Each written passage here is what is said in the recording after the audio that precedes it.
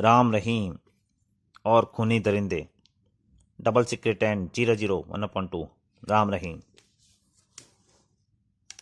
एक दिन राम रहीम हमेशा की तरह अपने पास देश विदेश से आने वाले पत्रों को देख रहे थे। अरे ये लाल रंग का लिफाफा कैसा? मुझे दो, मैं पढ़ता हूँ। लिफाफे से पत्र निकालकर राम उसे पढ़ने लगा। राम रहीम को काले बच्चों का नमस्कार।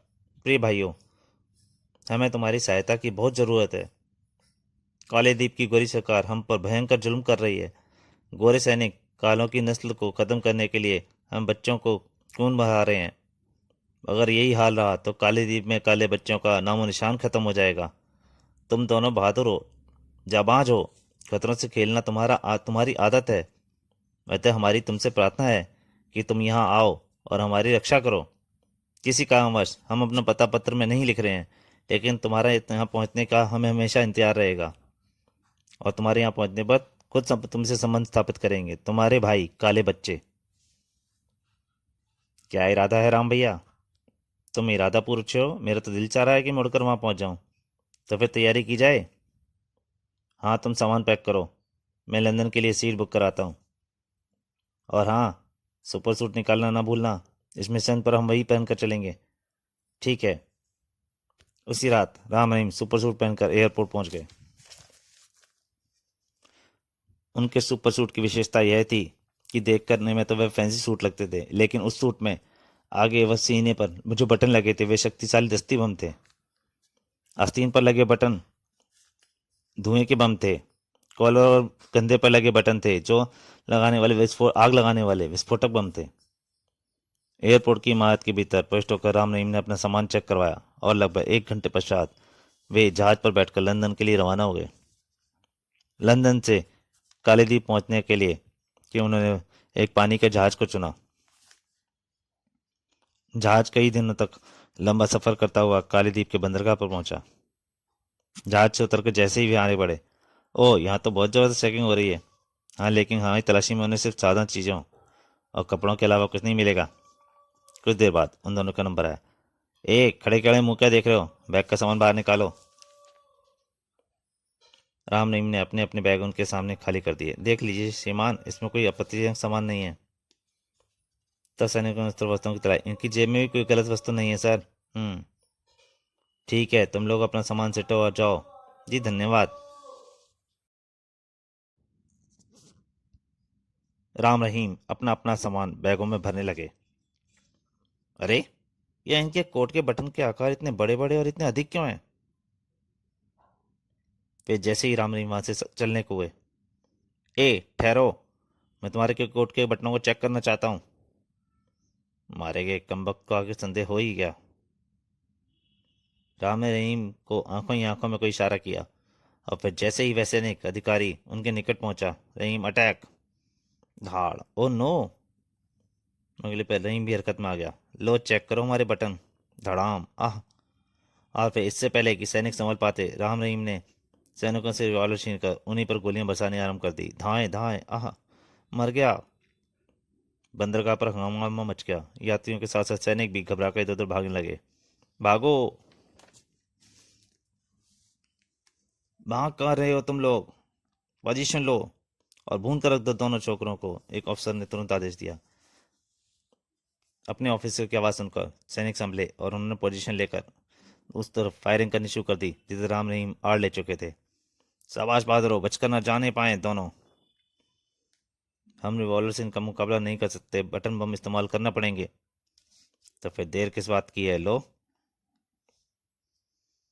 रहीम तैयारी शुरू कर दी। जल्दी करो रहीम। लो, बस तोड़ लिए। और फिर रहीम ने उन बटनों में से एक बटन सैनिकों की ओर छाल दिया। अगले ही पल धड़ाम। अब हमें यहाँ से फूट लेना चाहिए वरना हम घिर जाएंगे। ठीक कहते हो, लेकिन फूटने से पहले एक एक गन उठा लेते हैं, रास्ते में काम आएगी। दोनों ने मरे हुए सैनिकों की 2 गनें उठाईं और पूरी शक्ति से बाहर की ओर दौड़ पड़े। बाहर सैनिकों की गाड़ियां खड़ी थीं। राम रहीम ने उनमें से एक जीप पर कब्जा कर लिया। रहीम, आज देखने हैं तुम्हारी ड्राइविंग का कमाल। ऐसी बात है तो फिर देखो मेरा कमाल। अगले ही पल रहीम ने जीप तूफानी रफ्तार से सड़क पर दौड़ा दिया। राम भैया, तुम पीछे का ख्याल रखना, सैनिक हमारा पीछे जरूर करेंगे। तुम चिंता मत करो, मैं उन्हें संभाल लूंगा। रहीम का ख्याल ठीक निकला। जल्द ही एक जीप उनके पीछे लग गई। रहीम, जरा स्पीड कम करो ताकि मैं भी उन्हें अपना कमाल दिखा सकूं। जीप की स्पीड कम होते ही राम ने पीछे आ रही जीप पर फायरिंग कर दी। तड़ तड़ तड़ तड़ तड़ गोलियों के जीप के टायरों को छलनी कर दिया। जीप संभाले वाले, जीप संभालो। लेकिन ड्राइवर जीप नहीं संभाल सका और आई जीप पलट गई। वो मारा।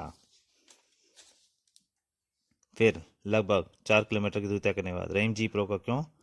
यह सैनिक जीप है, हमें फंसा सकती है, इसलिए हमारा इसका साथ छोड़ देना ही उचित रहेगा। ओह। दोनों ने जीप छोड़ दी और पैदल ही एक कच्चे रास्ते से आगे बढ़ने लगे। काले द्वीप तो हम पहुंच गए। अब उन बच्चों से किस तरह मिल जाए जिनकी हमें पत्र भेजा था? दुनिया गोल है प्यारे, कहीं ना कहीं वह हमें मिल ही जाएंगे। इधर शहर की एक खस्ता इमारत में मोंगा जेम्स नाम का एक लड़का अपने साथियों को बता रहा था। साथियों, खबर मिली है कि हमारे मददगार राम रहीम यहाँ पहुंच चुके हैं। Hurray Yahoo. लेकिन तुम्हें कैसे पता चला राम रहीम यहाँ पहुंच गए हैं? बंदरगाह पर मौजूद हमारे एक साथी ने उन्हें बहुत से गोरे सैनिकों को मारकर जीप के फरार हुए अपनी आंखों से देखा है। तभी दोस्तों, गोरे सैनिकों ने आज बस्ती पर हमला कर दिया है। अब क्या किया जाए? घबराने से काम नहीं चलेगा साथियों, हमें हिम्मत से काम लेना होगा। फिर अब तो हमारे मददगार राम रहीम भी यहाँ आ चुके हैं। फिर तो हमें उनसे तुरंत मिलना चाहिए। उनसे भी मुलाकात कर लेंगे। पहले हमें गोरे सैनिकों से हमारे हमले से जान बस्ती को बचाना होगा, वरना बहुत से बच्चे अपने हाथों से जान धो बैठेंगे। मूंगा जेम्स अपने साथियों के साथ जॉन बस्ती की ओर चल पड़ा। रास्ते में साथियों, अपने अपने थैलों में ईंट पत्थर भर लो। गोलों से सैनिकों पर हमला करने में काम आएंगे। ठीक है। उधर जॉन बस्ती में, बस्ती वालों, अपने बच्चों को चुपचाप हमारे हवाले कर दो, वरना हम पूरी बस्ती को जलाकर राख कर देंगे। लेकिन जब बस्ती वालों ने उनके आदेश का पालन नहीं किया, तो ये लोग इस तरह नहीं मानेंगे। सैनिकों, घरों को तोड़कर बच्चों को बाहर ले आओ, खींच लाओ। फिर क्या था? धाड़ धाड़ सब दरवाजे तोड़ने लगे। सैनिक घुस गए। आए, अब क्या होगा? बचाओ। दरवाजे तोड़कर सैनिक घरों के अंदर पहुंच गए। बोल, कहाँ है तेरे बच्चे? नहीं बताऊंगी। नहीं बताएगी तो ये ले धाड़। मौत को घायल करके सैनिक बच्चे की तलाश करने लगा और सिकरी, वो तो यहाँ छुपा रखा है कम वक्त ने अपने बच्चों को। फिर वो सैनिक बच्चों को खींचते हुए बाहर ले आए। छोड़ दो मुझे, हमें मत मारो। कम वक्त कितने इतने से हैं, लेकिन बड़ी जान है इनके शरीर में। कोई बात नहीं, अब इनके शरीर में जरा भी जान नहीं रहेगी। बांध दो तीनों को यहाँ, ठीक है? शाबाश। हर घर की अच्छी तरह तलाशी लेना, कोई बच्चा छूटने ना पाए। कोई नहीं छूटेगा सर। थोड़ी देर मैदान थोड़ी देर बाद मैदान बच्चों से भर गया। हा हा हा, अब आएगा मजा। बस्ती वालों, अब ध्यान से अपनी बच्चों की मौत का नज़ारा देखो। नहीं नहीं, हमारे बच्चों को मत मारो। चाहो तो हमारी जान ले लो। हा हा हा। तुम्हारी जान लेकर हमें क्या फ़ायदा होगा बूढ़े कुसट। आज नहीं तो कल तुम लोग अपने आप ही मर जाओगे। मारना तो हमें इन सपोलों को है, जो जवान होकर कभी भी हमारी हुकूमत के खिलाफ बगावत का झंडा बुलंद कर सकते हैं। और फिर उसने आदेश दे दिया, फायर। आदेश मिलते ही खूनी दरिंदे सैनिकों ने मासूम बच्चों पर गोलियां बरसानी शुरू कर दी। हा, हम तुम कालों को नस्ल को आगे नहीं बढ़ने देंगे। उफ। इधर, अरे ये फायरिंग की आवाज़ कैसी? आसपास कहीं गोलियां चल रही हैं, लेकिन क्यों, इसका जवाब मैं भी नहीं दे सकता। आई। उन्हें फिर कुछ चीखों की आवाज़ सुनाई दी।